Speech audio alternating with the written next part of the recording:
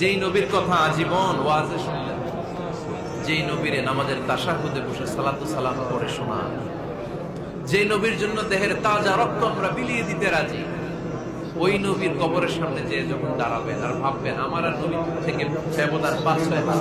এখানে আমার নবী শুয়ে আছে, এখানে আমি, আপনি কি ধৈর্য ধারণ করতে পারবেন? কথা বলেন, নিজেকে সামলে রাখতে পারবেন? আমার নবীর কোন উম্মত প্রথম যখন উমরা করতে যায়, হজ করতে যায়, নবীর কবরের সামনে দাঁড়িয়ে নিজেকে সামলে রাখতে পারে না, চিৎকার দিয়ে কান্না আসে, চোখ দিয়ে ধা ধা করে অশ্রু পড়ে। যেই নবীর ভালোবাসা আমার হৃদয়ের মধ্যে, আমার নবী নাকি শোয়া আছে এই জায়গায়, এই জায়গায় আমার নবী শোয়া, সহ্য হয় না,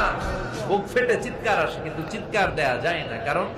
যে আয়াতের তাফসীর আপনাদেরকে শোনাচ্ছি, এই আয়াতটা বিশ্বনবীর কবরের উপরে লেখা, লা তারফাউ আসওয়াতাকুম